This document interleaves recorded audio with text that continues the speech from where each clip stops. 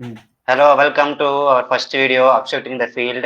நம்ம இன்னைக்கு வந்து கிரிக்கெட்டோட நிறைய ஃபன்ஸ் அண்ட் ஃபேக்ட்ஸ் நிறைய பார்க்க போகிறோம். நம்ம கூட அதுக்காக நான் மைசெல்ஃப் சஞ்சு சாம்சன், நம்ம கூட ருத்ராஜ் ஜெய்கோதர், ரஜத் பட்டிதார் இருக்காங்க. சொல்லுங்க ரஜத் பட்டிதார். ஆமா, ஃபர்ஸ்ட் வீடியோ இது நமக்கு. நம்ம ஸோ ஃபர்ஸ்ட் இன்னைக்கு வீடியோ. ஆமா, நான் என்ன பார்க்கலாம் அப்படின்னு பார்த்தா, டைரக்டா இந்தியா இந்தியா ஸ்குவாட் பங்களாதேஷ் T20ஸ்க்கு வந்திருக்கு. அதுக்கப்புறம் ஐபிஎல்லோட ரிட்டன்ஷன் ரூல்ஸ் எல்லாமே நைட்டு தான் வந்துச்சு. ஸோ அதை பத்தி பார்ப்போம் என்ன அப்படின்னு சொல்லிட்டு. சொல்லுங்க ருத்ராஜ் ஜெய்கோதர், நீங்க என்ன நினைக்கிறீங்க?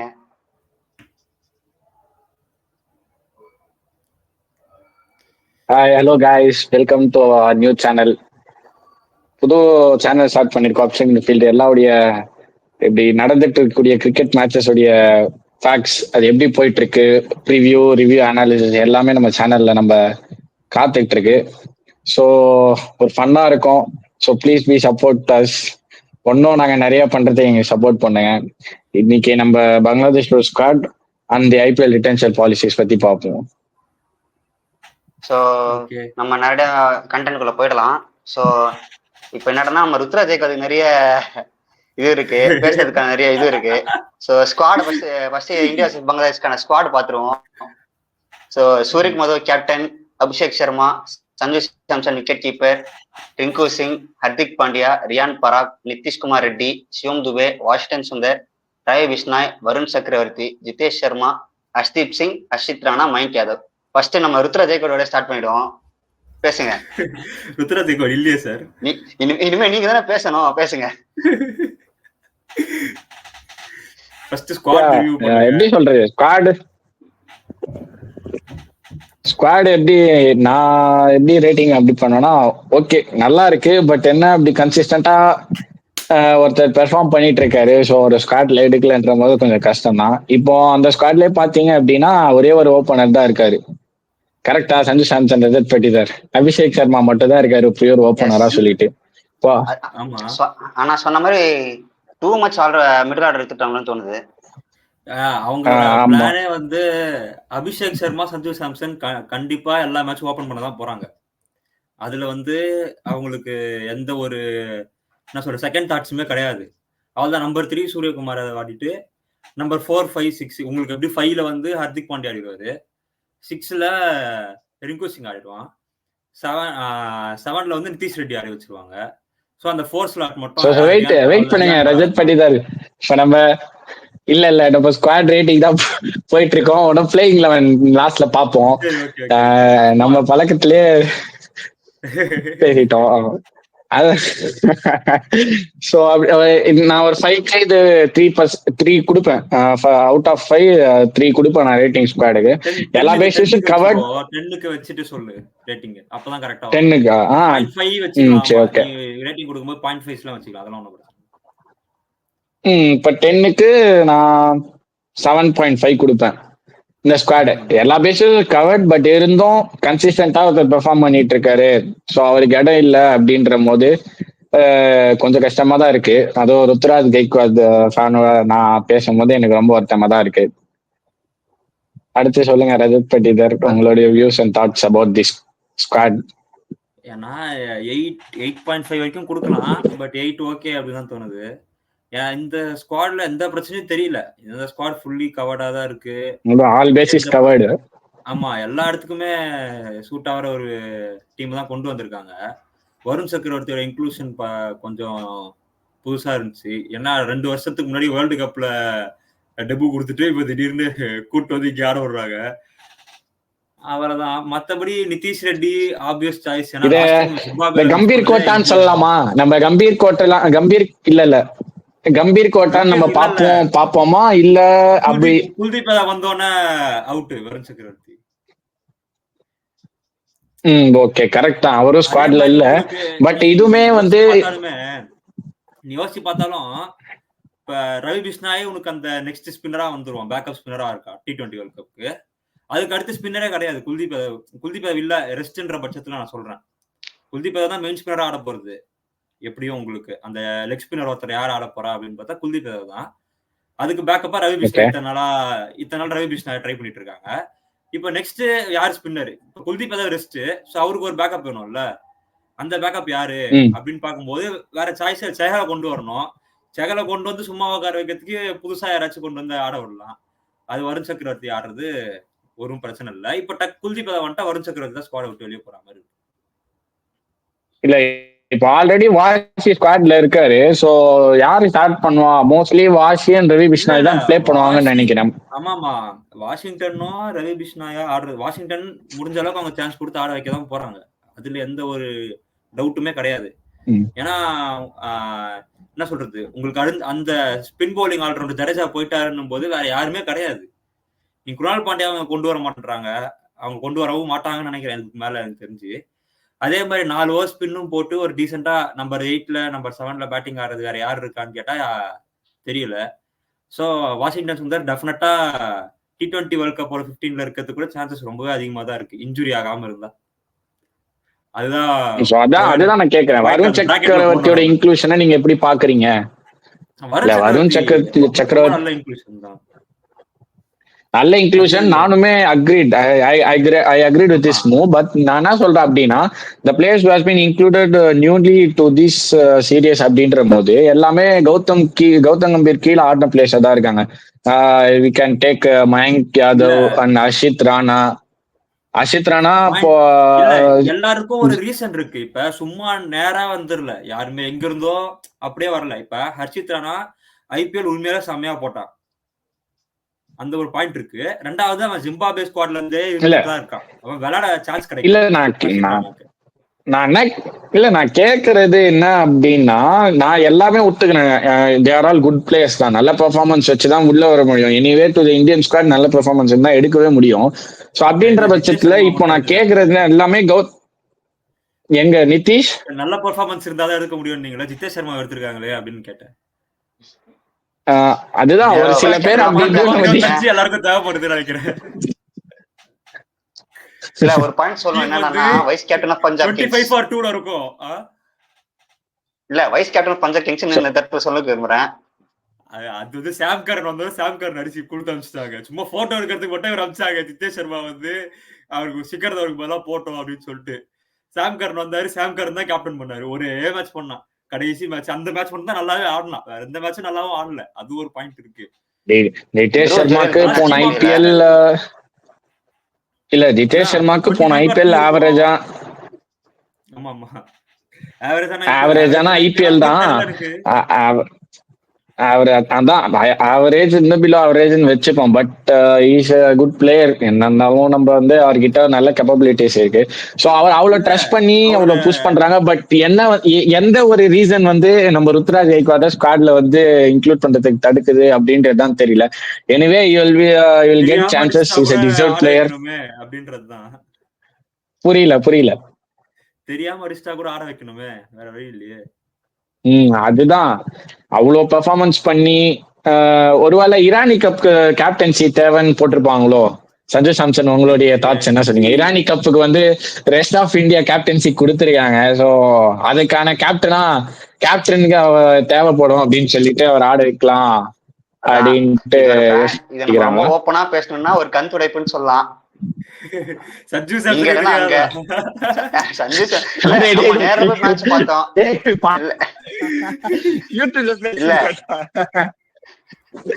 இல்ல நம்ம என்னடா நம்ம நேர்ல போய் ஒரு மேட்ச் பார்த்தோம். அந்த ஒரு இந்தியா நியூசிலாந்து டொமஸ்டிக் மேட்ச் என் கண்மூட பார்த்த கண் துடைப்ப அதனால சோ உங்களுக்கு வந்து எப்படியோ ருத்ராஜுக்கு ஆடக்கும்னா முடிவு பண்ணிட்டாங்கன்னா சோ வேற எதுவும் பண்ண முடியாது. அதுதான் முடிவே பண்ணிட்டாங்க. நம்ம பங்களாதேஷ்காரர் தான் வெயிட் பண்ணிட்டு இருந்தோம் அவர் வருவாருன்னு சொல்லிட்டு. சோ இதுல தெரிஞ்சிச்சு இனிமே வந்து ருத்ராஜ் கெய்க்வாட் வந்து கௌதம் கம்பீரோடைய அந்த ஸ்கீம் ஆஃப் திங்ஸ்ல இல்ல அப்படின்றது வந்து அவ்வளவுதான் நல்லா வெளிப்படையா வந்து தெரிஞ்சிருச்சு. மட்டும்தான் ஒரு ரொம்ப பிஸியா இருக்காரு. அபிஷேக் சர்மா ஒரு 2 ஓவர் கொடுக்க முடியுமா? ஹர்திக் பாண்டியா ஒரு கம்ப்ளீட் ஆல்ரவுண்டர், ரியான் பராகால ஒரு 2 ஓவர் கொடுக்க முடியுமா? சிவம் துபே ஒரு 2 ஓவர் போடுவானா? நிதிஷ் ரெட்டியா இன்னொரு ஃபுல் ஆல்ரவுண்டரா கொண்டு வர முடியுமா? இதுலதான் வாஷிங்டன் சுந்தர் ஆல்ரெடி ஒரு 4 ஓவர் போடுற ஆல்ரவுண்டர் தான். ஸோ அந்த மாதிரி ஆல்ரவுண்டர்ஸை நோக்கி தான் போறாங்களோ அப்படின்றது தான் எனக்கு தோணுது. ஏன்னா இப்ப பாரு, முன்னாடி போன வேர்ல்ட் கப்புக்கு ஆல்ரவுண்டர் எண்ணிட்டு இருந்தோம் நம்ம உட்காந்து ரோட்ல உட்காந்து பேசிட்டு இருக்கும்போது, எங்க எத்தனை பேர் இருக்காங்க அப்படின்னு சொல்லிட்டு. இப்ப கண்ணு முன்னாடியே ஒரு 5-6 ஆல்ரவுண்டர் ஆடிட்டு இருக்காங்க ஒரே ஸ்குவாட்ல. அதாவது அது நல்ல சைன் தான், அது மட்டும் தெரியுது. ஆல்ரவுண்டர் இருக்காங்க, இத்தனை நாள் இவங்க வந்து உருவாக்காம வச்சிருந்திருக்காங்க, அவ்வளவுதான் கணக்கு. இல்ல இப்ப ஆல்ரவுண்டர் இருந்தாலுமே சூரியகுமார் வந்து ஒரு 2 ஓவர் போட போறாரு. சஞ்சு சாம்சன் தெரியாது, திடீர்னு ஜிதேஷ் சர்மா வருவாரு உள்ள இருந்து சப்ல இருந்து, நான் விக்கெட் சஞ்சு சாம்சன் 2 ஓவர் போடுங்கன்னு. கம்பீரோட அவரோட கோச்சிங் இப்படிதான் இருக்கு. கடைசி ஒரு 2 ஓவர் போட்டாங்க தெரியுமா, ஜிம்பாப்வே சீரீஸா இல்ல ஸ்ரீலங்கா சீரீஸ். அதான் ஒரு மெயின் பவுலர் போட்டா கூட சூப்பர் ஓவர் போயிருக்காது போல. இவங்க 2 பேரும் போட்டு ரிங்கு சூரியகுமார் போட்டு சூப்பர் ஓவருக்கு தள்ளிட்டு போயிட்டாங்க. அது சரி 3 பேசர் சரி 3 பேசர் போதுமா? 3 பேஸ் பவுலிங் இல்ல, நீ நிதிஷ்குமார் ரெட்டி வேற இருக்காரு. இது அதெல்லாம் இல்ல, அதுதான் நான் பேச வந்தேன். 3 பேஸ் பவுலிங்கோட தான் போறாங்க. சோ இந்த 3 எப்படியுமே 3 T20 3 மேட்ச் தான் இருக்கு. 2 பேசர் தான் ஆடுவாங்க. ஹர்ஷ்தீப் சிங்கும் மயங்க் யாதவும் ஆடுவாங்க. Hardik Pandya third medium phasor ஆடுவாங்க. உங்களுக்கு நிதிஷ்குமார் ரெட்டி இருக்காரு. ஆமா, நிதிஷ்குமார் ரெட்டி ஆல்ரவுண்டர் ஆடுவாங்க. ரியான் பராக் ஆல்ரவுண்டர் ஆடுவாங்க. உங்க வாஷிங்டன் சுந்தர், சிவம் துபே இருக்காரு. சிவம் துபே ஆட வைக்க மாட்டாங்க. சிவம் துபே ரியான் பராக் ஆட மாட்டாங்க. சிவம் துபே ஆமா சிவம் துபே ஆட வைக்க, இவங்களே ஆட வைக்க மாட்டாங்க. உங்களுக்கு இப்ப எப்படி சொல்றது, நிதிஷ்குமார் ரெட்டி எப்படி டெவலப் பண்றது அப்படின்றது தான் மெயின் பாயிண்டா இருக்க போகுது. ஃபர்ஸ்ட் ஆஃப் ஆல் அந்த இடத்துல பார்க்கும்போது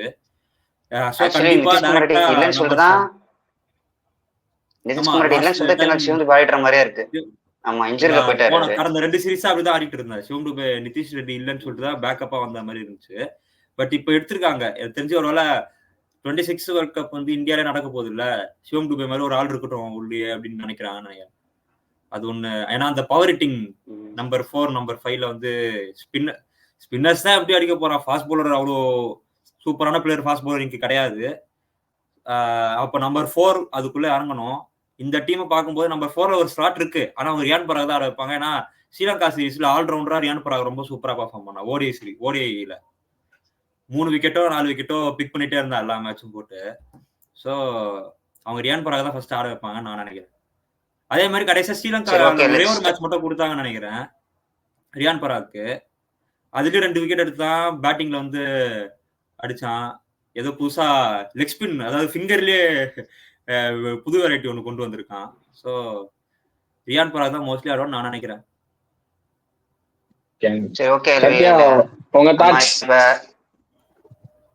என் தாட்ஸ் என்ன, ஓபனர்ஸ் யாராவது ருத்ராஜ் ஜெயக்வாதை பிக் பண்ணிருக்கலாம். அதான் இப்ப நம்ம பேச போறதே இப்ப பிளேயிங் 11 பத்தி தான். நீங்க 2 பேரும் உங்களுக்கு பிளேயிங் 11 சொல்லுங்க. ரஜத் பட்டிதார்.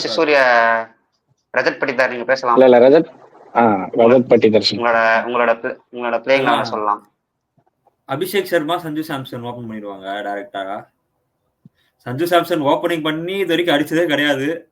அது இருந்தாலும் பரவாயில்ல, அவர் 1 டவுன் நம்பர் 4 அடிச்சாலே அடிக்க மாட்டேங்கிறாரு. எனக்கு ரொம்ப மனசு கஷ்டமா இருக்கு.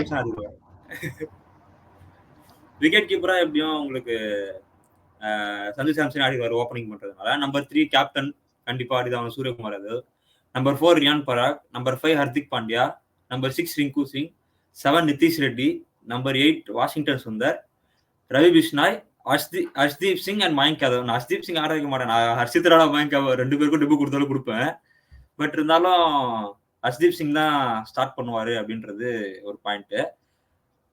மயங்க் யாதவ் ஃபுல்லி ஃபிட் அப்படின்ற பட்சத்துல டைரக்டா 11க்குள்ள வரலாம். ஏன்னா அந்த பேஸ் எப்படி இருக்கு. இல்ல ஃபுல்லி ஃபிட் தான் மயங்க் யாதவ் ஃபுல்லி ஃபிட் தான். மயங்க் யாதவ் ஃபுல்லி ஃபிட் இல்ல, அந்த பேஸ் எப்படி இருக்குன்றத பார்க்கணும். இது 3 மேட்ச் சீரிஸ் தானே. சோ 3 மேட்சும் கொடுத்து ட்ரை பண்ணலாம். இன்னும் தப்பு இல்ல இந்த சீரிஸ்ல. இதுதான் உங்களுக்கு இல்ல அவர் கம்ப்ளீட் பண்ணிட்டாங்க. நீங்க ரஜத் சிவம் துபே, ஜிதேஷ் சர்மா, ஹர்ஷித் ராணா, வருண் சக்கரவர்த்தி பெஞ்ச் படி தான் ஆகணும். வேற வழி இல்ல. இன்கேஸ் எங்கேயாவது சான்ஸ் இருந்ததுன்னா, பெங்களூரு மாதிரி ஒரு பிச்சில் சான்ஸ் இருந்துச்சுன்னா வேற யாராச்சும் ஒருத்தர் சொல்லி விடலாம். பெங்களூரு நியூ டெல்லியிலயும் 2வது மேட்ச் 3வது மேட்ச் நடக்குது. அது ரெண்டுத்துலயும் பவுலருக்கு வேலையே இல்லைன்னு வச்சுக்கோங்களேன். முடிஞ்ச அளவுக்கு பேட்ஸ்மேன் தான் ஆடணும். ஸோ எப்படி போறாங்க? இதுவே ஓரளவுக்கு கரெக்டான 11 இருக்கும்னு நான் நினைக்கிறேன். உங்களுக்கு? வாட்ஸ்அப் ரஜத் பட்டிதார். நான் எப்படி போவேன் அப்படின்னா, சாரி நம்ம ருத்ரா ஜெய்க்வாத் வாங்க. ஜெய்க்வாத் நான் எப்படி போவேன் அப்படின்னா, ஓகே அவர் இல்ல, சரி ஓகே நான் வந்து அதேதான் சேம். யாரு ஓப்பனிங் இந்த ஸ்குவாட்ல ஆடி இருக்கா, ஆட முடியும் அப்படின்னா, எனக்கு என்ன ஒரு எனக்கு தோணும் அப்படின்னா ஜித்தேஷ் சர்மா கூட ஓபன் பண்ண சான்ஸ் இருக்கா, பண்ணுவாங்களா, டிஃப்ரெண்டா ட்ரை பண்ணுவாங்களான்னு தோணுது. பட் வந்து ஃபர்ஸ்ட் பண்ணிட்டு ஜித்தேஷ் சர்மா கீழே ஆடிடுவாங்க. ஜித்தேஷ் சர்மா வந்து உங்களுக்கு அந்த 12 பால் 25 எங்க இறங்கினாலும் சரி, டீம் சிச்சுவேஷன் எப்படி இருந்தாலும் பரவாயில்ல, அந்த ஒரு ஸ்டேட்ல இருக்கிறதுனால அவ்வளவு மேல போக மாட்டாங்க ஜித்தேஷ் சர்மா. மேபி ஓப்பனிங்ல வந்து சொன்னாங்கன்னா ஸ்விங் தாங்குவாரா? அதுக்கு ஸ்விங் நான் இது வரைக்கும் ஆடி பார்த்தது இல்ல, ஏன்னா வந்ததே இல்ல அந்த பொசிஷன்ல அந்த இடத்துக்கு. அவர் ஒரு இன்னிங்ஸ் டெவலப்பர் மாதிரி. இப்போ நம்ம சஞ்சு சாம்சன், இப்போ சஞ்சு சாம்சனுமே வந்து அவரு எந்த பொசிஷன் கொடுத்தாலும் இப்போ ஆடிதான் ஆகணும், ஏன்னா அவர் அந்த நிலைமையில தான் இருக்காரு. ஸ்ரீலங்கா சீரீஸும் கொடுத்தாங்க, நம்ம அதுலயே அவர் பெர்ஃபார்ம் பண்ண முடிச்சிருவாங்கன்னு நினைச்சோம். பட் திருப்பியும் அவருக்கு பங்களாதேஷ் ஒரு நல்ல ஆப்பர்ச்சுனிட்டி. ஸோ அதில் பெர்ஃபார்ம் பண்ணாரு அப்படின்னா டெஃபினட்டா அவர் வந்து அதான் ஸ்குவாட்ல வந்து மேக் பண்ணலாம். So Sanju Samson, Abhishek Sharma, Suryakumar Yadav, followed by Ryan Parag, Nitishkumar Reddy, Hardik Pandya, Washington Sundar, Ravi Bishnoi, அப்புறம் எனக்கு தெரிஞ்ச Mayank Yadav maths is debut, Arshdeep Singh, சொன்ன ஒரு பிளேயர் சொன்னோம்ல, இல்ல சொல்லிட்டேன் நான் பண்ண ஒரு பிளேயர் முடிஞ்சிருச்சுன்னு நினைக்கிறேன். எல்லாமே முடிஞ்சிருச்சுன்னு நினைக்கிறேன். சஞ்சு சாம்சன், அபிஷேக் சர்மா, ஸ்கை, ரியான் பராக், நிதிஷ்குமார் ரெட்டி, ஹார்திக் பாண்டியா, வாஷிங்டன் சுந்தர், ரவி பிஷ்னாய், மயங்க் யாதவ், அஷ்தீப் சிங். இல்ல ஒன்னும் ஒரு பிளேயர் சொல்லணும் நான். அப்படியா? ஒன்னும் ஒரு 10 பிளேயர் தான் சொல்லியிருக்கேன்னு நினைக்கிறேன். ஒரு பிளேயர் வந்து ரிங்கு சிங் மிஸ் பண்ணிட்டேன். ரிங்கு சிங் சொன்னா, ரிங்கு சிங் செலக்டர்ஸே மிஸ் பண்றாங்க ஒரு சில டைம்ல. அது முக்கியமான டைம்ல மிஸ் பண்ணுவாங்க அவங்க. அவ்வளவுதான். அவங்க வந்து அந்த ஆல்ரவுண்டர் அப்படின்னு பார்த்தாரு, கம்பீர் பார்த்தாரு அப்படின்னா மேபி யார் அவங்க சாக்ரிஃபைஸ் பண்ணணும்னு தெரியல. எனக்கு தெரிஞ்சு ரியான் பராக் ஆடினாரு, அவங்க சிவம் டுபே ஆடலாம். இல்ல சொல்றேன் நான், ரியான் பராகுமே வந்து பேட்டிங்கும் போட்டாரு, பவுலிங்கும் போட்டாரு, ஸ்ரீலங்கா சீரீஸுமே ஜிம்பாப்வே சீரீஸுமே ஆடினாரு. இப்போ வந்து நிதிஷ்குமார் ரெட்டியும் ஆட் ஆயிருக்காரு, இன்க்ளூட் ஆயிருக்காரு ஸ்குவாட்ல. ஸோ ஜிம்பாப்வே சீரீஸ்ல டூபே ஆடினாரு, இப்போ யார் ஆட போறாங்கன்னு தெரியல. மேபி அவங்க பார்த்தாங்க அப்படின்னா சிவம் டுபே, அதான் பவுலிங் அவங்க வேணும். சொல்லு நீ சொல்லி முடிச்சு நான் பேசுறேன்.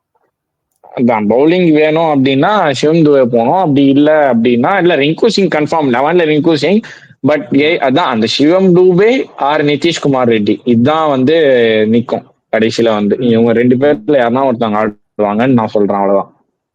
ஓகே நான் என்ன பாயிண்ட் சொல்றேன்னா, ஹர்திக் பாண்டியா, நிதிஷ் ரெட்டி, ரியான் பராக் 3 பேர் சேர்ந்தே உங்களுக்கு ஒரு 8 ஓவர் தள்ள முடியும். அபிஷேக் சர்மாவும் பவுலிங் போடுவான் அப்படின்ற கணக்குல 3 பேர் 4 பேர் சேர்ந்து உங்களுக்கு ஒரு 8 ஓவர் இல்ல 12 ஓவர் கூட தருவாங்க. இல்ல சோ மீதி உங்களுக்கு வாஷிங்டன், ரவி பிஷ்னாய், அஷ்தீப், மயங்க் யாதவ் இருக்கும்போது உங்களுக்கு கவலையே இல்லைல்ல.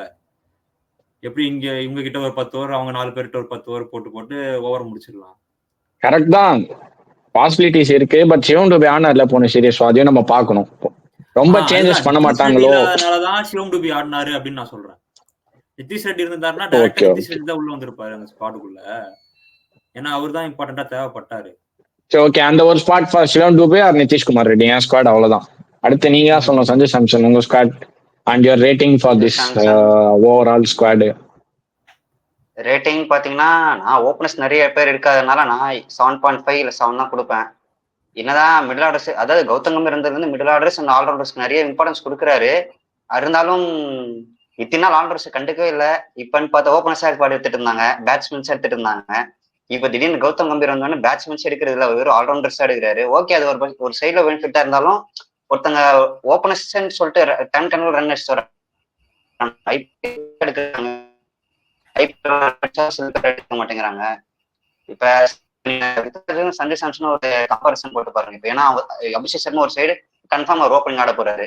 ஸோ இப்போ நீங்க ஒரு சைடு சஞ்சு சாம்சன் ஆடுறாருன்னா அவர் கடைசியா 2 டக் இருக்கு. ருத்ராஜ் ஜெய்க்வாதும் அவர்கிட்ட நல்ல ரன்ஸ் வந்துச்சு. சஞ்சு சாம்சன் நிறைய ரன்ஸ் வந்துச்சு.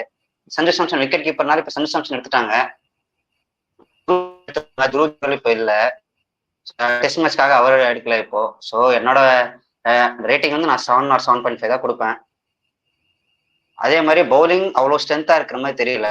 நிறைய நியூ கமர்ஸ் இருக்காங்க, அதனால சொல்றேன். அவங்க டெஸ்ட் பண்ணி பார்த்தா தான் தெரியும். ஸோ என்னோட பிளேயிங் லெவன் வந்து சாம்சன் தான். ரஜத் படிதார் சொன்ன மாதிரியே தான்.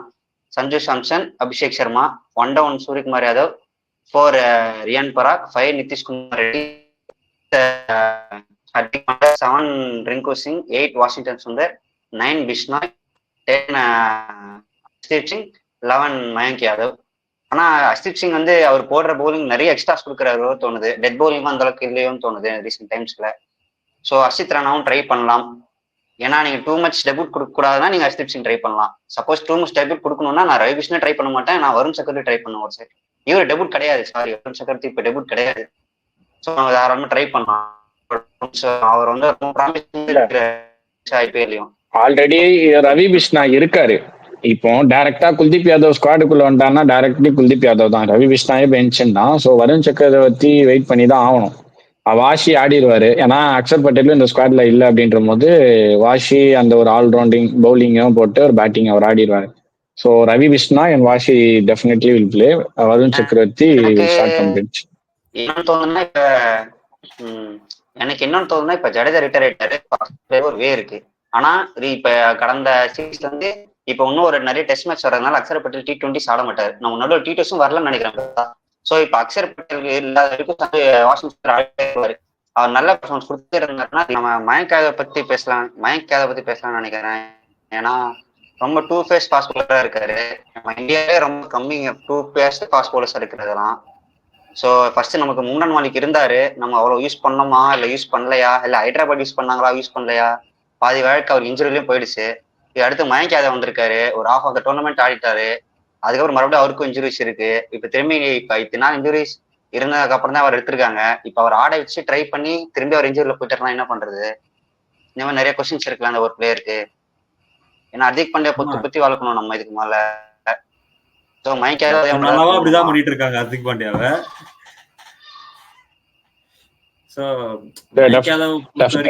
டெஃபினெட்லி ஒரு இன்ஜுரி ப்ரோன் பிளேயர் தான்.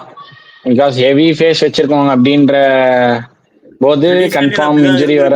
ஆமா நீங்க இன்ஜுரி வரதான் செய்யும். இன்ஜுரி வரதான் செய்யும். இன்ஜுரிஸ் ப்ராப்ளம் இருக்கு. ஏன்னா 140s போடுற வரைக்கும் எல்லாரும் நல்லா தான் இருக்காங்க.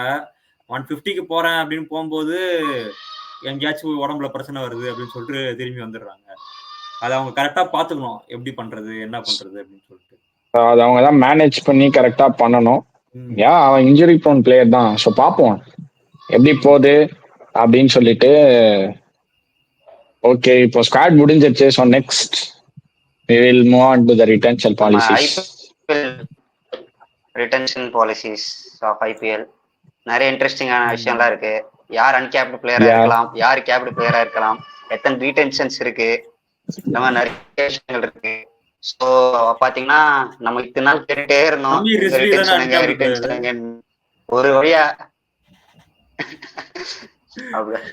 அதாவது இல்ல சொல்லலாம், பேசலாம். சோ ஃபர்ஸ்ட் 5 பேர் ரிட்டென்ஷன் பண்ணலாம் பிளஸ் ஆர்டிஎம் கார்டு. இத பத்தி நீங்க என்ன நினைக்கிறீங்க? அந்த ரூல்ஸ் நான் எக்ஸ்பிளைன் பண்றேன். அது என்னன்னா 6 ரிட்டென்ஷன் கொடுத்திருக்காங்க. அதுல 5 பேரை ஆக்ஷனுக்கு முன்னாடியே ரிட்டர்ன் பண்ணிக்கலாம். ஆர்டிஎம் கார்டு இல்லாம ஒருத்தர ஆர்டிஎம் பண்ணிக்கலாம். ஆக்ஷன்ல போயிட்டு ஒருத்தர் ஆர்டிஎம் பண்ணிக்கலாம். அதாவது maximum of 5 players can be retained before the auction. ஒருத்தரை மட்டும் நீங்க ஆக்ஷன்ல போயிட்டு ஆர்டிஎம் வேணும் அப்படின்னு சொல்லி நீங்க ஆர்டிஎம் போட்டு எடுத்துக்கலாம். பட் இங்க என்ன ஒரு சின்ன ப்ராப்ளம் எனக்கு தோணுதுன்னா பிரைஸ் கேப் தான். பிரைஸ் கேப்ல என்ன பண்ணிட்டாங்க, இருங்க நான் ஃபர்ஸ்ட் ரிட்டென்ஷன் ரூல்ஸே ஃபர்ஸ்ட் ஃபுல்லா முடிச்சிடுறேன், அதுக்கப்புறம் பிரைஸ் கேப்க்கு போவோம். 5 பேர் ரிட்டர்ன் பண்ணிக்கலாம் அப்படின்னு சொன்னாங்க. எந்த காம்பினேஷனாலும் ரிட்டர்ன் பண்ணிக்கலாம். உங்களுக்கு 3 ஃபாரினரு 2 இந்தியன் வேணும்னாலும் ரிட்டர்ன் பண்ணிக்கலாம். 5 பேருமே நான் ஃபாரினர் எடுத்துக்கிறேன்ப்பா எங்க டீமுக்கு அப்படின்னு நினைச்சீங்கனாலும் எடுத்துக்கலாம். பெல் Phillips, Pat Cummins, Head, Heinrich கிளாசன்னு, அதுக்கப்புறம் வேற யார் இருக்கா? மார்க்கோ ஜான்சனா? மார்க்கோ ஜான்சன் 5 பேரும் வச்சுக்கணும்னாலும் வச்சுக்கலாம். அதெல்லாம் ஒன்றும் தப்பு கிடையாது. இங்க என்னடானா அந்த 6 ரிட்டன்ஷன் இருக்குல்ல, 5 ரிட்டன்ஷன் பிளஸ் ஒரு ஆர்டிஎம் இருக்குல்ல, அதுல ஒருத்தர் மினிமமா அன்கேப்டு பிளேயரா இருந்தே ஆகணும் அப்படின்றது ஒரு ரூல்ஸ் இருக்கு. இப்ப அன்கேப்டு பிளேயர் யாரெல்லாம் அன்கேப்டு பிளேயர் அப்படின்னு பார்த்தோம்னா, இது வரைக்கும் இந்தியாவுக்கு ஆடாதவங்க எல்லாருமே அன்கேப்டு பிளேயர் தான். இந்தியாவுக்காக ஒரு மேட்ச் கூட ஆடாதவங்க எல்லாருமே அன்கேப்டு பிளேயர் தான். இன்னொரு சைட்ல பாத்தீங்கன்னா கடைசி 5 வருஷமா ஸ்குவாட்லயோ கான்ட்ராக்ட்லயோ பிசியோட கான்ட்ராக்ட்லயோ இல்லாத பிளேயர் வந்து அன்கேப்டு பிளேயர் ஆவாங்க. வேற யாரும் இல்ல, ஒரே ஆள் தான் அது. யார் அந்த 7ஆம் நம்பரு அப்படின்றவரு. சோ அதை நான் சொல்லி தெரியணும்னு யாருக்கும் அவசியமே கிடையாது. சோ டோனியும் இப்ப அன்கேப்டு பிளேயர். எனக்கு தெரிஞ்சு அதுதான் டோனிக்காக தான் ரூலே கொண்டு வந்திருக்காங்க அப்படின்னு நான் நினைக்கிறேன். எத்தனை வருஷமா பேசுறது சார்? ஆமா, அவரு அது என்னது இல்ல சந்தீப் சர்மா கூட வருவாருன்னு நினைக்கிறேன். சந்தீப் சர்மா எங்க வந்து உங்களுக்கு இந்தியாக்காக மேட்ச் ஆடினாரு அவர் அன்கேப்டா வரதுக்கு. அதான் 5 வருஷம் முதல்ல இருந்து இல்ல சந்தீப் சர்மா ஆடி இருக்காரு, இந்தியாவுக்கு ஆடி இருக்காரு. ரஜத் பட்டிதார் ஒரு மேட்ச் ஆடி இருக்காரு. ஒரு மேட்ச் ஓகே ஆடி இருக்காரு. சந்தீப் சர்மா ஆடி இருக்காரு. ஓ அப்ப இந்த சமையா ஆர்ஆர் ரீட்டன் முடியல சந்தீப் சர்மாவை. சூப்பரான பிக் ஆச்சு அது. 4 ரூபாய்க்கு சமவர்த்து. தெரியல இல்ல அதான் 2 ஃபாரினருக்காக ட்ரெண்ட் போட்டு வச்சீங்கன்னா அதான் அவங்களுக்கு இதுவும் கொடுக்கல. அது பேர் என்னது, எத்தனை பேர் ஃபாரினர் எத்தனை பேர் இந்தியன்னு சொல்லல. அதனால உன் இஷ்டம் தான் நீ ரிட்டர்ன் பண்றது. 6 பேருமே இந்தியனா. அடுத்த ரூல்ஸ் சொல்ல முடியாது. பிரைஸ் கேப், சேலரி கேப் எப்படி கொடுக்குறோம் அப்படின்னா இங்க போட்டிருப்போம் பாருங்க. ஃபர்ஸ்ட் பிளேயருக்கு வந்து 18 கோடி. இப்போ சிஎஸ்கேன்னு எடுத்துக்கிட்டோம் அப்படின்னா ருத்ராஜை வைக்கணும்னா 18 கோடிக்கு ருத்ராஜை வந்து வச்சுக்கணும். செகண்ட் பிரைஸ்ல வந்து 14 கோடி 14 crores வச்சுக்கலாம். தேர்ட் பிளேயர் வந்து 11 crores வச்சுக்கலாம். ஃபோர்த் பிளேயர் மறுபடியும் 18 கோடி. ஃபிஃப்த் பிளேயர் 14 கோடி. ஸோ இங்கதான் வந்து லாக் ஆகும். நீங்க இன்கேஸ் 5 பிளேயரும் வச்சுக்கிட்டீங்க, பிளஸ் நான் அன்கேப்டு பிளேயரும் இப்பயே வச்சுக்கிறேன்ப்பா அப்படின்னு சேர்த்து வச்சுக்கிட்டீங்க அப்படின்னா 79 கோடி உங்க பர்ஸ்ல இருந்து வெளியே போயிடும். மீதி இருக்கிற 41 கோடி தான் பாக்கி இருக்கும். பர்ஸ் அமௌண்ட் இந்த வருஷம் 120 crores 10 crores. இது இல்லாம புதுசா ஒண்ணு சேலரி கேப் அப்படின்னு சொல்லிட்டு ஒன்னு இன்ட்ரோடியூஸ் பண்ணிருக்காங்க. அதுல என்னன்னா 7.5 lakhs மேட்சுக்கு நீங்க ஏர்ன் பண்ணுவீங்க. ஒரு மேட்சுக்கும் நீங்க ஏர்ன் பண்ணுவீங்க. 14 மேட்சஸும் நீங்க ஆடினீங்கன்னா அதுவே ஒரு 1.05 crores, அதான் 1 crore 5 lakhs ரேஞ்சுக்கு சம்திங் வருது. ஸோ எப்படியும் 1 கோடி ரூபாய் நீங்க 14 மேட்ச் விளையாடுனீங்கனாலே சம்பாரிச்சிடலாம். அது இல்லாம நீங்க என்ன பிரைஸ் கான்ட்ராக்ட் பண்ணிருக்கீங்களோ அந்த பிரைஸும் கிடைக்கும். இப்ப 20 லட்ச ரூபாயில நீங்க ஒரு புது யங்ஸ்டரா உள்ள வரீங்க அப்படின்னு 14 மேட்ச் ஆடிட்டீங்கன்னா 20 லட்சம் பிளஸ் 1.05 crores. ஸோ 1.25 crores வரை நீங்க வெளியே போகும்போது இது ஒரு நல்ல ரூல் மாதிரி தான் இருக்கு. இது எல்லாருக்குமே ஃபாரினர்ஸ் இந்தியன் எல்லாருக்குமே இந்த ரூல் அப்ளிகபிள். நெக்ஸ்ட் நீங்க எத்தனை ஆர்டிஎம் ஆனாலும், அதாவது இன்கேஸ் 6 பிளேயர்னு வச்சுக்கோங்க, 3 பேர் நான் எடுத்துக்கிட்டேன்னா மீதி 3 பேரை நீங்க ஆர்டிஎம்ல எடுத்துக்கலாம். 3 பேர் நான் ரிட்டர்ன் பண்ணிக்கிறேன், மீதி 3 பேரை ஆர்டிஎம் பண்ணிக்கிறேன் அப்படின்னு சொல்லிட்டு ஆர்டிஎம் பண்ணிக்கலாம். ஆர்டிஎம்ல ஒரு புது ரூல்ஸ் கொண்டு வந்திருக்காங்க. அது என்னன்னா இப்ப வந்து இங்க கிரிக்பஸ்ல கொடுத்துருக்க அதே எக்ஸாம்பிளே நான் தரேனே. அஸ்வின் வந்து ஆக்ஷனுக்கு வராரு. ஆர்சிபி அஸ்வினுக்காக 6 கோடி ரூபாய் வரைக்கும் போயிட்டு அஸ்வின கடைசி பிட்டா ஆர்சிபி போட்டிருக்காங்க. இப்ப வந்து ஆர்டிஎம் பண்ணாங்கன்னா ஆர்சிபிக்கு இன்னொரு சான்ஸ் கிடைக்கும் பிரைஸை இன்க்ரீஸ் பண்றது. ஒரு பிரைஸுக்கு போயிட்டாரு, ஒரு 9 கோடி ரூபாய் வரைக்கும் அஸ்வின் போயிட்டாருன்னா அப்பயும் இன்ட்ரெஸ்டடா இருந்தாங்கன்னா அவங்க ஆர்டிஎம் போடலாம். அப்பயும் அவங்க கிட்ட இருந்து ஆர்டிஎம் பறிக்கப்படாது. பட் வந்து இது எனக்கு கன்ஃபார்மா தெரியல. இப்ப ஆர்சிபிக்கு எக்ஸ்ட்ரா ஒரு ஆர்டிஎம் போயிடும். அப்படி போட்டு பிரைஸ் இன்க்ரீஸ் பண்ணி அவங்க போய் எடுத்துட்டாங்கன்னா ஆர்சிபிக்கு ஒரு எக்ஸ்ட்ரா, தட் மீன்ஸ் அந்த எக்ஸ் டீமுக்கு ஒரு எக்ஸ்ட்ரா ஆர்டிஎம் கார்டு போய் சேர்ந்துடும். நீங்க 2 ஆர்டிஎம் கார்டோட வந்திருப்பீங்க, இந்த மாதிரி ஒரு சான்ஸ்னால 3 ஆர்டிஎம் கார்டோட இருப்பீங்க நீங்க ஆக்ஷன் டேபிள்ல. இது எப்படி நினைக்கிறீங்க? இது வந்து ஒர்க் அவுட் ஆகுமா, நல்லா போகுமா அப்படின்னு சொல்றீங்களா? இல்ல வந்து அந்த டீமால நிறைய பிளேயர்ஸ் அவங்களுடைய ஓல்ட் பிளேயர்ஸே அவங்க ரீடைன் பண்ண முடியும்னு நினைக்கிறீங்களா? இல்ல என்ன தாட்ஸ், உங்க தாட்ஸ் சொல்லுங்க இதை பத்தி. ரிட்டன்ஷன்ன்றது எனக்கு தெரிஞ்சு ரொம்ப பெட்டரான ஒரு கரெக்டா எல்லா டீமுக்கும் ஈக்குவலா பார்க்கணும். எக்ஸப்ட் பஞ்சாப் கிங்ஸ் அப்படின்னு பார்க்கும்போது எக்ஸலன்ட். இல்ல பெர்ஃபெக்ட்டா பண்ணிருக்காங்க. ரிட்டென்ஷன் மட்டும் இல்ல, ரிட்டென்ஷன் பெர்ஃபெக்ட்டா பண்ணிருக்காங்க. அந்த ரூல் மட்டும் பெர்ஃபெக்ட்டா கொண்டு வந்திருக்காங்க. பட் அந்த எக்ஸ்ட்ரா ஆர்டிஎம் அப்படின்ற அந்த பாயிண்ட்ல அப்படிதான் வந்து எப்படி சொல்றது, இது வந்து நிறைய பேருக்கு வந்து கொஞ்சம் நல்லா இருக்கு, என்னடா இது சூப்பரா இருக்கு அப்படின்னு தோணும். ஏன்னா நான் இப்போ ஃபார் எக்ஸாம்பிள் ஒரு சிஎஸ்கே ஃபேனா என்ன நினைப்பீங்க அப்படின்னா, நம்ம எல்லாம் பிளேயர் வாங்கி இப்போ பழைய பிளேயர்லாம் வாங்கிடலாம். பட் என்ன நடக்கும் அப்படின்னா, இது வந்து ஒரு வார் தான். ஏன்னா ஃபர்ஸ்ட் ஆர்டிஎம்ஏ என்ன சொல்றீங்க, ரஜத் பட்டிதர் வந்து ஃபர்ஸ்ட் ஆர்டிஎம்ஏ வந்து ரொம்ப ஒரு எக்ஸ்டெண்ட் அதிகம் பிரைஸுக்கு தான் போறாங்க. ஸோ அப்படின்ற போறும் போதே அங்கேயே அவங்க பிரைஸ் அவங்களுடைய அந்த பர்ஸ் மணி ஒரு கொஞ்சம் காசு அவங்க லாஸ் பண்ணிடுவாங்க. ஓகேவா, புரியுதா அவங்களுக்கு? அப்படியே அங்க லாஸ் ஆகும்போது திருப்பியும் அடுத்து அவங்களுக்கு அந்த எக்ஸ்ட்ரா ஆர்டிஎம் அதுல எப்படி அவங்க போக முடியும் அப்படின்றது தான் நான் யோசிக்கிறேன். இப்படி ஆர்டிஎம்ல பிளேஸ் எடுத்தா அவங்களுடைய இல்ல பாயிண்ட் என்னடானா, இப்ப அதான் சொல்றேன், அஸ்வினோட எக்ஸாம்பிள் எடுத்துப்போம். அஸ்வின் 9 crores வரைக்கும் போயிட்டாரு, ஆர்சிபி எடுக்கல. 9 crores ஆர்டிஎம் பண்ணிட்டாங்க. ஆர்டிஎம் பண்ணதுக்கு அப்புறம் இப்ப ஆர்சிபிக்கு அந்த ஆர்டிஎம் இப்ப எக்ஸ்ட்ரா ஒரு ஆர்டிஎம் இருக்கும், 3 ஆர்டிஎம் இருக்கும். அவங்க வேற யாராச்சும் ஒருத்தர் வேணும் அப்படின்னு நினைச்சாங்கன்னா அவங்க ஒரு பிளேயரை பிக் பண்ணிக்கலாம். அந்த அவங்களுக்கு குத்துருவாங்க. இது எப்படி கொடுக்குறாங்கன்னா, இது அவ்வளவு சூப்பரான ரூல்னு சொல்ல முடியாது, அவ்வளவு மொக்கையான ரூல்னு சொல்ல முடியாது. யாரு மூளையை யூஸ் பண்ணி கரெக்டா போறானோ அவங்களுக்கு ஜாக்பாட் தான். யாரு சரியா யோசிக்காம விடுறாங்களோ அவங்க எல்லாருக்குமே இல்ல ஆர்டிஎம் இல்ல ஃபேன்ஸுக்கு நாங்க என்ன சொல்றோம் அப்படின்னா, இந்த ஆர்டிஎம் மட்டுமே வந்து கிளியரா சொல்ல முடியல. என்ன ரஜத் பட்டிதர், ஓகே கரெக்ட் தானே, இந்த ஆர்டிஎம்ன்றது என்னன்னே தெரியல இந்த ரூல்ஸ் பொறுத்த வரைக்கும். இல்ல எனக்கு கிளியரா புரியல.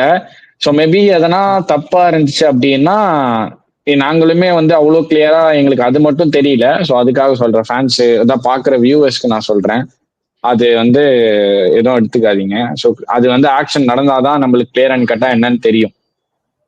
அது கரெக்ட் தான். இது வந்து இப்ப ஃபர்ஸ்ட் டைம் ரூல் கொண்டு வராங்கல்ல, அதான் இந்த ரூல் வந்து மோசமான ரூல்னு சொல்ல முடியாது, எக்ஸலண்டான ரூல்னு சொல்ல முடியாது. அந்த உட்காந்து தூக்குறவனை பொறுத்து தான் இருக்கு, மோசமாவதும் நல்லா போக போறதும் அப்படின்னு நான் சொல்லுவேன்.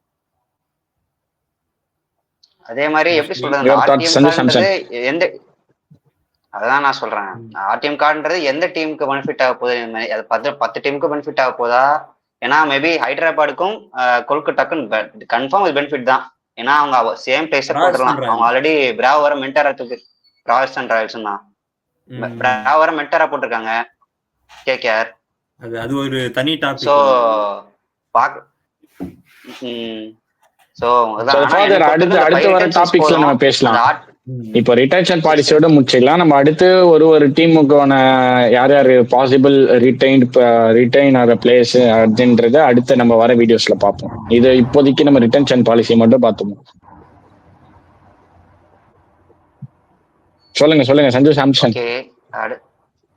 அதுதான் சப்போஸ் 5 ரிட்டென்ஷன் ஓகே பிளஸ் அந்த எனக்கு என்னமோ அந்த ஆர்டிஎம் கார்டு தான் ரொம்ப இடிக்கிற மாதிரியே தோணுது. ஏன்னா இப்ப 5 ரிட்டென்ஷன் ஓகே, நீங்க பிளஸ் பிளேயர் கொடுத்துட்டாங்க.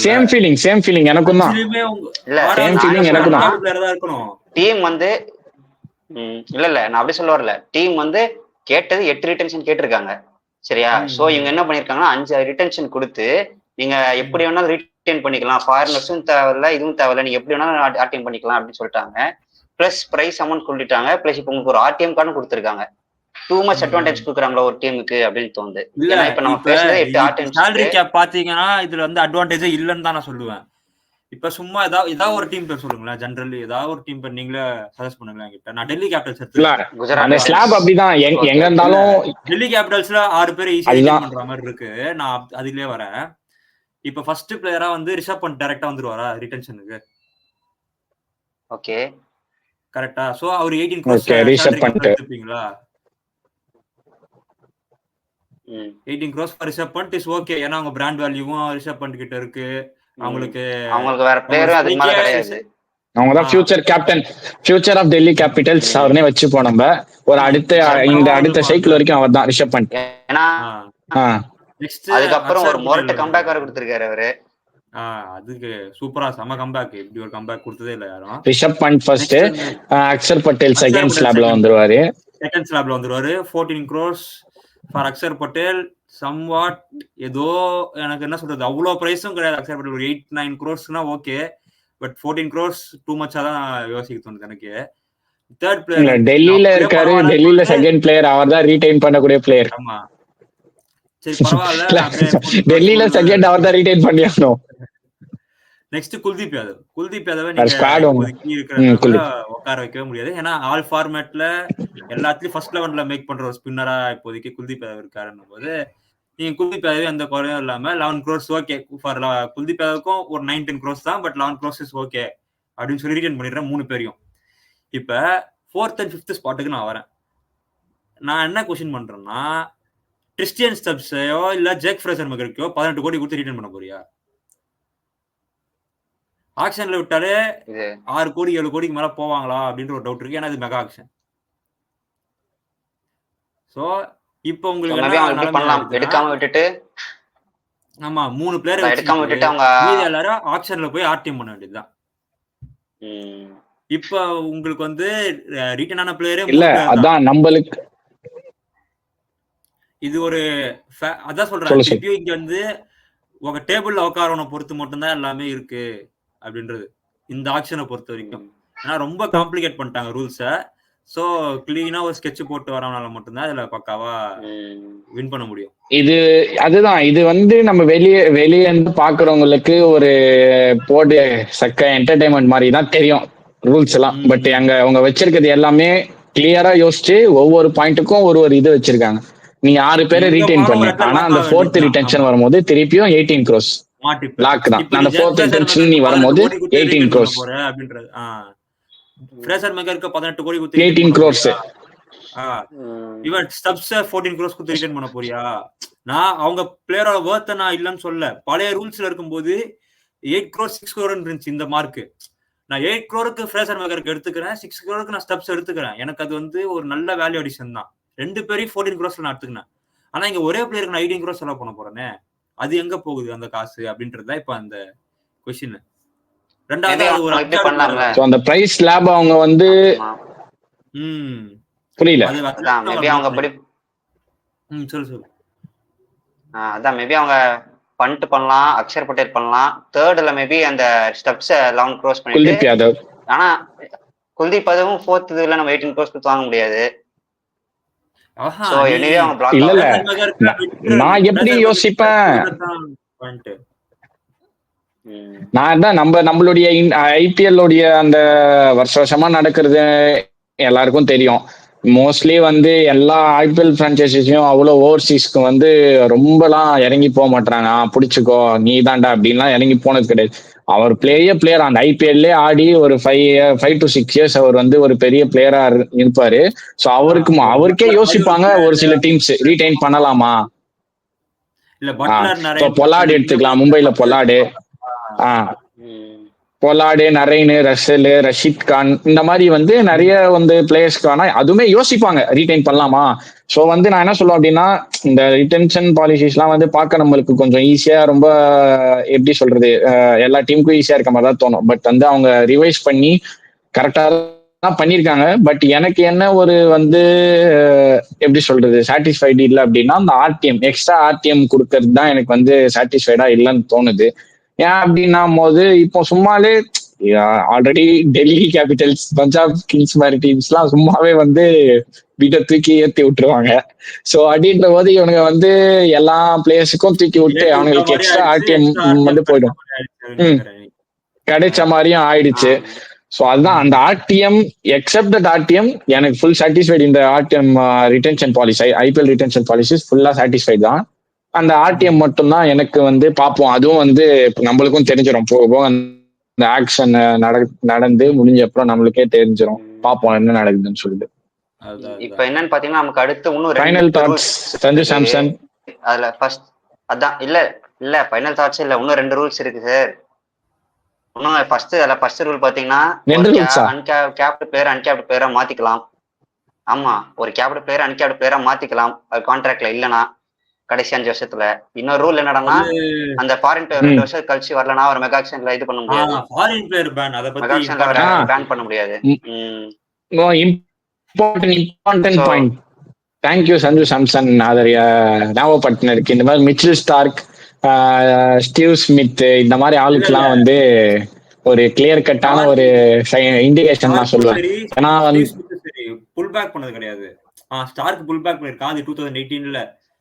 பட் ஸ்டீவ் ஸ்மித் ஆல்சோ முன்னாடியே வரமாட்டேன்னு சொல்லிட்டு போயிடுறாரு. ஸ்டீவ் ஸ்மித் இது வரைக்கும் சாரி ஸ்டீவ் ஸ்மித் இல்ல, sorry Joe Root I think so, Joe Root நினைக்கிறேன். ஜேசன் ராய் ஜோ ரூட்டும் பண்ணிருக்காரு.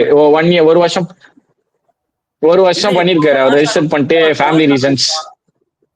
ராஜஸ்தான் ராயல்ஸ் கார்ட்னாரு இல்ல, ஒரு சீசன் பண்ணிருக்காரு ரெஜிஸ்டர் பண்ணிட்டு ஃபேமிலி ரீசன் நினைக்கிறேன். ஃபேமிலி ரீசனுக்காக யாரு இவரு ஹாரி ப்ரூக் பண்ணிருக்காரு. ஆமா, ஜோ ரூட் வந்து ஒரே சீசன் தான் இது வரைக்கும் ஐபிஎல்ல செலக்ட் ஆனா ராஜஸ்தான் ராயல்ஸுக்கு. அந்த சீசன் ஆடினா வந்து ஹாரி ப்ரூக் தான் வந்து ரெஜிஸ்டர் பண்ணிட்டு வெளியே போ. அவங்க ஒரு சந்தோஷத்துக்காக எனிவே வந்து இது ஒரு நல்ல ஒரு ரூல் ஆட் பண்ணிருக்காங்க. 2 years பேன் சும்மா கிடையாது. சும்மா ரெஜிஸ்டர் பண்ணிட்டு லாஸ்ட் நேரத்துல ஒரு டீம் அவங்களை எடுத்துட்டு அவங்க பிளான்ஸ் எல்லாம் பண்ணி அவங்க அந்த பிளான்ஸ்ல இருந்துட்டு லாஸ்ட் டைம்ல புல் பேக் பண்றது அந்த ஐபிஎல் பிரான்ச்சைசிக்குமே வந்து ஒரு ரீப்ளேஸ்மெண்ட்டை கண்டுபிடிக்கிறதுக்கு கொஞ்சம் கஷ்டமா தான் இருக்கும். ஸோ இது ஒரு இம்பார்ட்டன்ட் நம்ம பாயிண்ட் நம்ம மிஸ் பண்ணிட்டோம். இல்ல, டெல்லிக்கு அது ஒரு நல்ல விஷயமா போச்சு. ஸ்டப்ஸ் மாதிரி ஒரு பிளேயரை தங்க மாதிரி கண்டுபிடிச்சு வச்சுட்டாங்க. அத அடுத்த ஆர்டிஎம் போட்டு தூக்கிட வேண்டியதுதான் ஸ்டப்ஸ். அதுவும் செமையா ஆடுறான் உண்மையிலே. அந்த டவுன்ல வந்து கன்சிஸ்டன்டா அந்த 200 சேக்ரேட்ல ஒரு 8 மேட்ச் 9 மேட்ச் ஆடுறது ரொம்ப பெரிய விஷயம். ஸ்டப்ஸ் அதை ரொம்ப சூப்பரா பண்ணிட்டு இருக்கான்னு நான் நினைக்கிறேன்.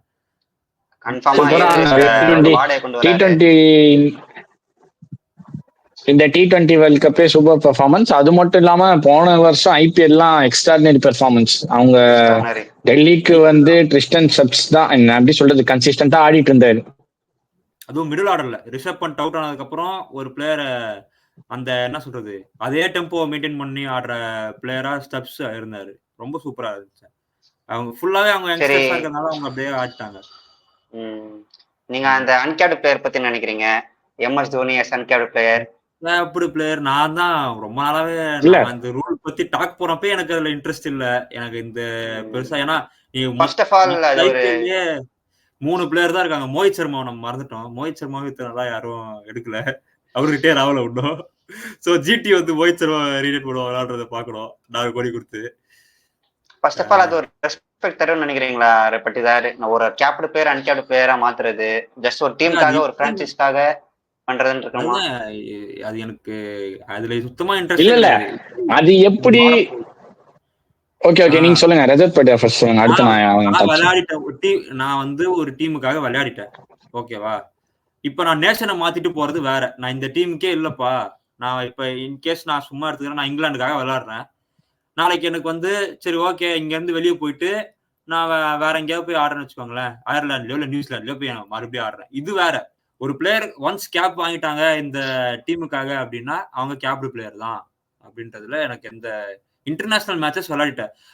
இப்ப சந்தீப் சர்மா மாதிரி ஒரு மேட்ச் விளையாடினா கூட பரவாயில்ல. அதாவது இந்தியாவுக்காக பல ரெக்கார்ட்ஸ் பண்ண ஒரு பிளேயரு, கபில் தேவுக்கு அப்புறம் வேர்ல்ட் கப் அடிச்ச ஒரு கேப்டன், எல்லா ஃபார்மேட்லயும் துண்டா நின்ன ஒரு பிளேயரு திருப்பி நான் வந்து அன்கேப்டு பிளேயரா வச்சுக்க போறேன் அப்படின்றது இது எங்க நம்மளே இழுத்து கீழே உட்கார வைக்கிற மாதிரி. நம்மளோட சேக்காக எல்லாருக்குமே டோனியை பிடிக்கும், எனக்கு கூட தான் பிடிக்கும், இல்லைன்னு சொல்லல.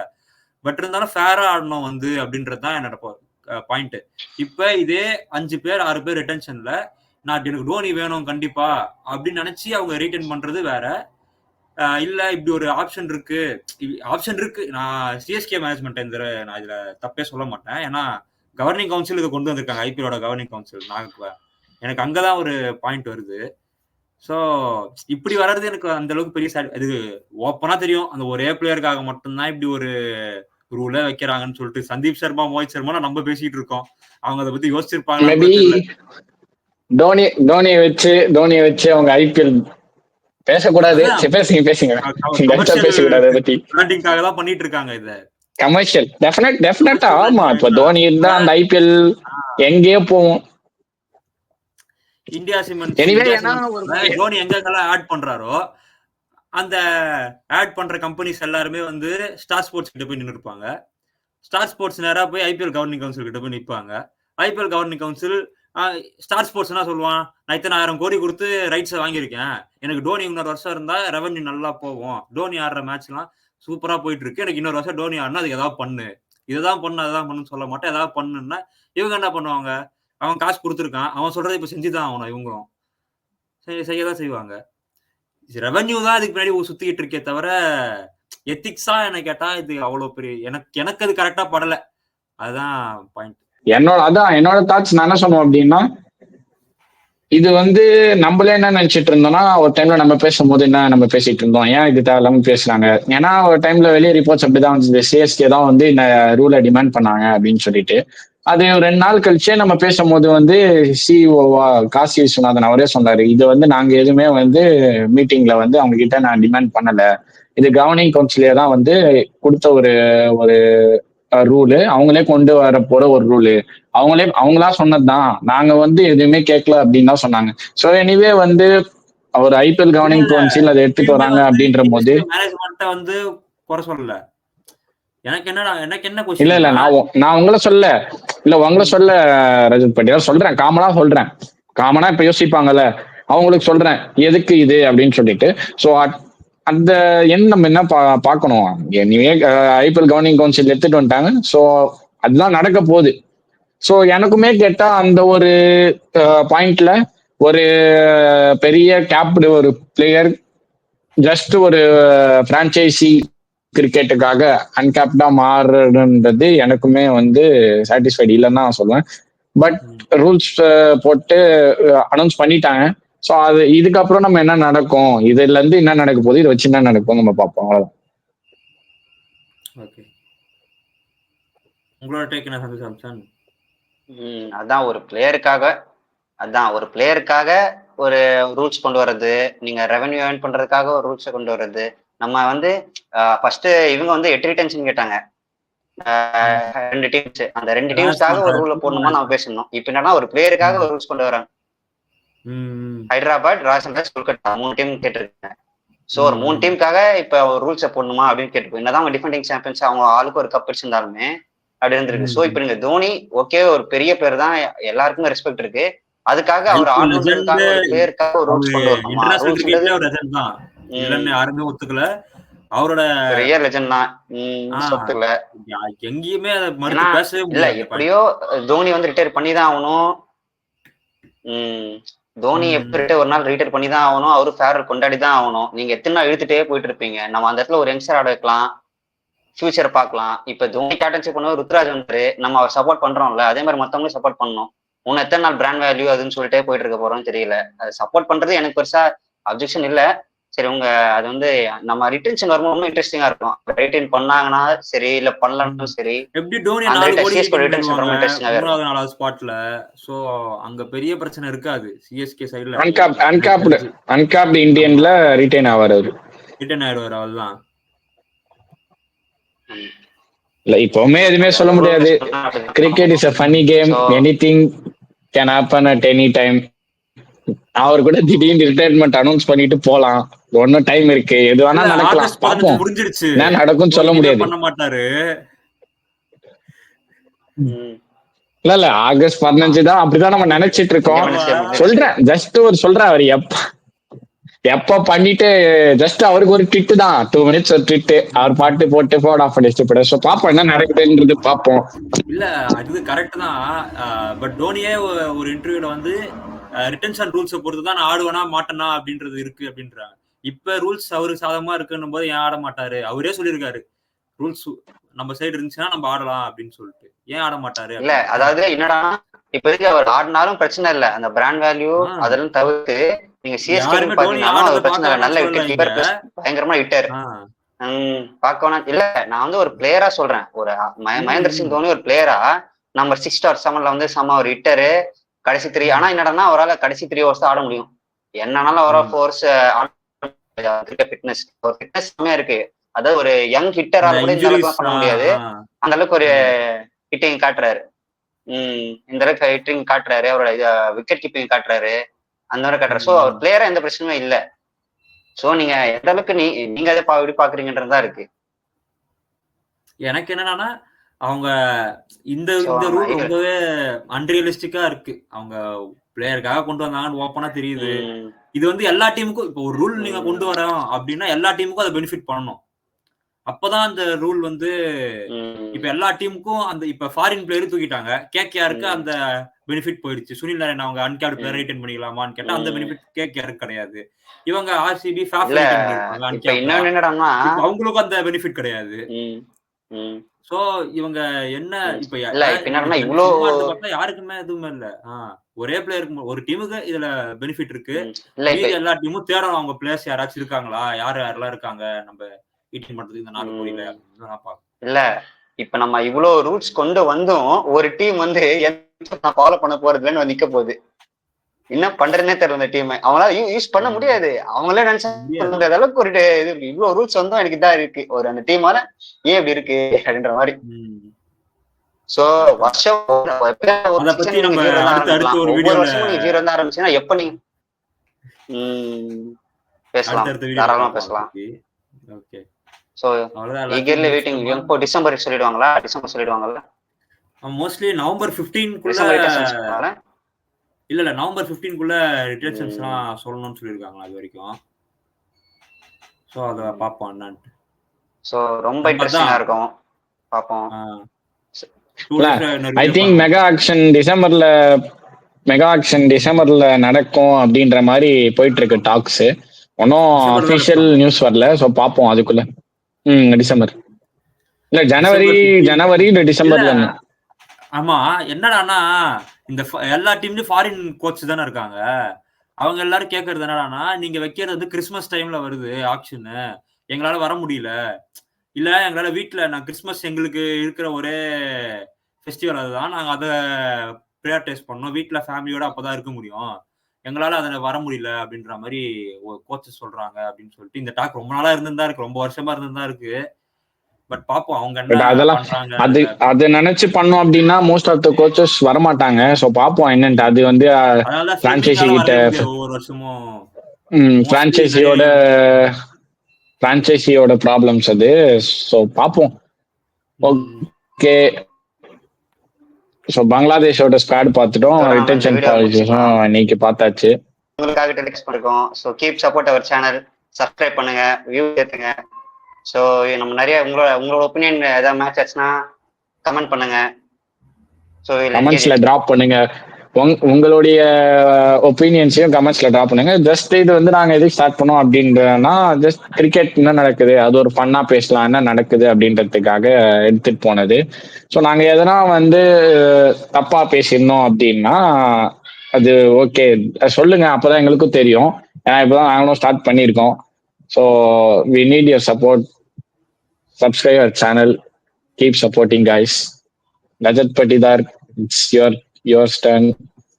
அதுதான் எங்களுக்கு தெரிஞ்ச கிரிக்கெட்டை நாங்க பேசியிருக்கோம். இன்கேஸ் ஏதாவது கரெக்ஷன்ஸ் இருந்துச்சுன்னா கீழே சொல்லுங்க, நாங்க ஃபேரா இருக்கிற எல்லா கரெக்ஷன்ஸும் கண்டிப்பா நாங்க எடுத்துப்போம் அப்படின்றது தான் எங்களோட பாயிண்ட். ஓகே.